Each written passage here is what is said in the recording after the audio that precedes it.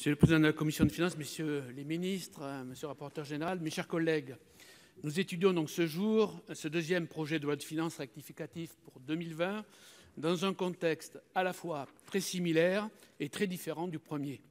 Très similaire car le pays est toujours confiné et nous sommes toujours en train de lutter contre cette maladie qui paralyse largement notre pays. Mais aussi très différent car ce deuxième texte nous est soumis alors que nous en savons aujourd'hui davantage sur les conséquences économiques possibles de la pandémie.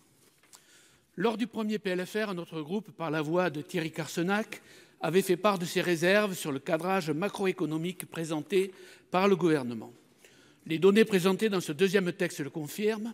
9,1% de déficit attendu pour 2020, 115% de dette et 8% de récession.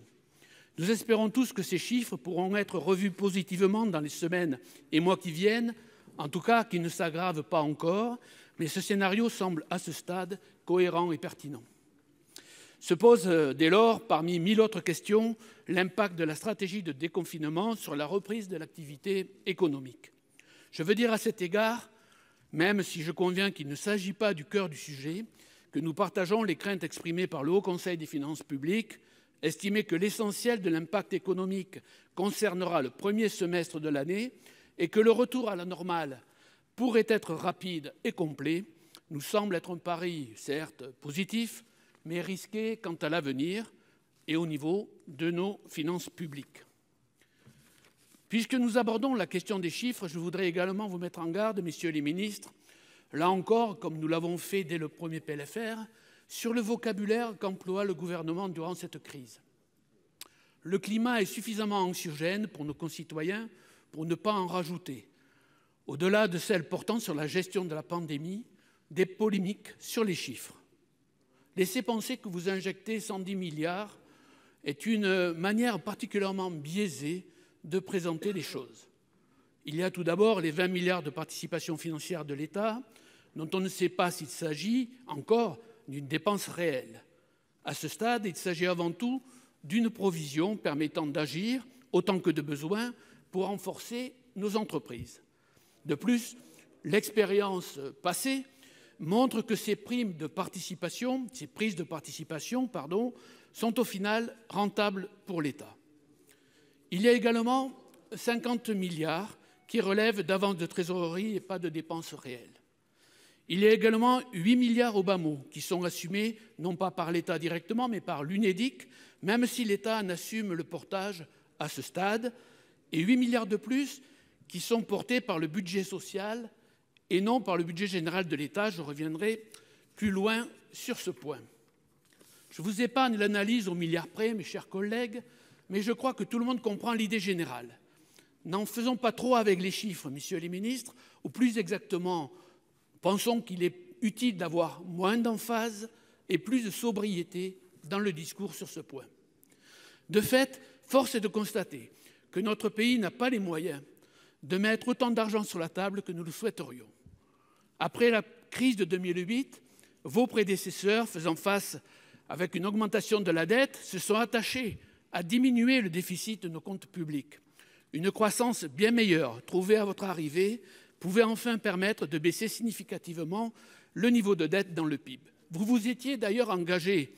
Malheureusement, à l'orée de cette crise sanitaire, le niveau de dette était au plus haut. Vous n'en êtes évidemment pas seul fautif, mais nous en payons collectivement le prix aujourd'hui. Encore faut-il noter que la politique monétaire, plus qu'accommodante de la Banque centrale européenne, nous permet malgré tout de mener l'action publique nécessaire au moment que nous vivons. J'en viens maintenant à un point qui, pour le groupe socialiste et républicain, est fondamental. Nous nous sommes d'ailleurs régulièrement exprimés sur ce sujet. Au-delà de son coût, c'est la question du paiement de cette crise. Cette problématique est d'ailleurs double. En premier lieu, et je reviens sur les dépenses sociales, nous estimons que ce n'est pas au budget social que devrait revenir le paiement des 8 milliards de dépenses de santé liées au Covid-19. Si vous avez à juste titre créé une mission budgétaire spécifique sur le budget général, nous estimons que ces sommes devraient y être portées. D'une part, dans un souci de lisibilité financière, d'autre part, car c'est un enjeu d'information et de vote du Parlement, puisque vous ne prévoyez pas le vote d'un projet de loi rectificatif pour la sécurité sociale. Enfin et surtout, car nous ne connaissons que trop bien ce sujet, depuis votre arrivée, on creuse à nouveau le déficit de la sécurité sociale. Ces dépenses, évidemment, ne sont pas contestables en soi, mais demain, au lieu de faire porter ces efforts sur la solidarité nationale, on déremboursera d'un côté, on coupera dans les dépenses de l'autre. Au final, ce seront une nouvelle fois les plus précaires, les malades et nos aînés qui paieront en bout de course. C'est pour cela que nous demandons l'inscription de ces dépenses sociales au budget général. La santé d'aujourd'hui ne doit pas se traduire par un affaiblissement de la santé de demain. De plus, s'il devait y avoir une prise en charge sur le budget général, nous proposons que sur le modèle des OPEX, cela se fasse non pas dans l'opacité des décrets de reventilation intra-programme, mais pour partie par une solidarité de toutes les missions budgétaires. Cela nous semblerait de nature à favoriser le financement nécessaire à la lutte que nous menons actuellement, tant sur le plan sanitaire que sur le plan économique. Le second aspect du financement de cette crise, ce sont les recettes. Une nouvelle fois, comme après le premier PLFR, nous n'en trouvons guère trace dans votre texte, Monsieur le ministre. Lors du premier PLFR, vous aviez estimé que ce n'était pas le débat, et malgré nos doutes, nous n'avions pas insisté sur le sujet et avions accepté que celui-ci soit renvoyé à plus tard. Eh bien, nous considérons que plus tard, c'est aujourd'hui, et que nous pouvons et devons désormais évoquer les conséquences de cette crise, tant pour les finances publiques que pour les particuliers. Le gouvernement a d'ailleurs déjà ouvert le sujet aux provocations du MEDEF visant à mettre à bas quasiment un siècle de conquête sociale. J'exagère à peine. Plusieurs ministres ont invoqué la nécessité de travailler plus ou la nécessaire remise à plat de la dépense publique. On cherche vainement le « en même temps » cher à notre président. Curieusement, rien sur la solidarité nationale nécessaire, rien sur la participation et l'effort des entreprises, une fois évidemment l'activité redémarrée. Rien sur la participation des plus fortunés d'entre nous. Rien sur la contribution du capital à la restauration de nos comptes. Nous ne repartirons pas avec les recettes du passé. Nous appelons à davantage de solidarité entre tous et nous demandons un mécanisme de taxation exceptionnelle du capital. Une taxation des revenus ou de la consommation. Une taxation des revenus ou de la consommation serait bien évidemment contre-productive. Nous en convenons sans aucune difficulté, eu égard à la spécificité de la crise économique que nous connaissons. Cependant, rien sur le plan économique n'empêche la mise en œuvre de mécanismes de solidarité centrés sur le capital. Nous vous ferons donc plusieurs propositions en ce sens durant les débats. Et je sens déjà qu'il va y avoir des accords. Des accords. Nous nous permettons également de mettre en lumière certains secteurs d'activité et sur certaines situations sociales pour lesquelles nous estimons que la réponse du gouvernement gagnerait à être complétée.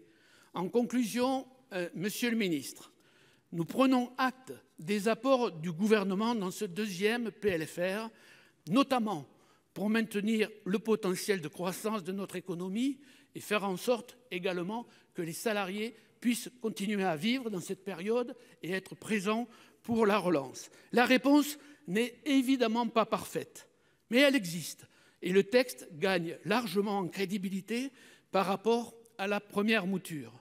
Le groupe socialiste et républicain le votera, même s'il souhaite, bien entendu, des avancées au cours de ce débat. Cela n'est donc pas, en aucune façon, un blanc-seing et nous demandons au gouvernement, dans le cadre de cette lecture d'aujourd'hui au Sénat, d'améliorer sa copie pour permettre plus de transparence dans la communication et plus de solidarité dans les faits. Messieurs les ministres, je vous le dis très gravement avec mon groupe, ne prenez pas le risque d'une fracture citoyenne et sociale au lendemain de la crise. Nous n'avons vraiment pas besoin de cela. Merci, cher collègue.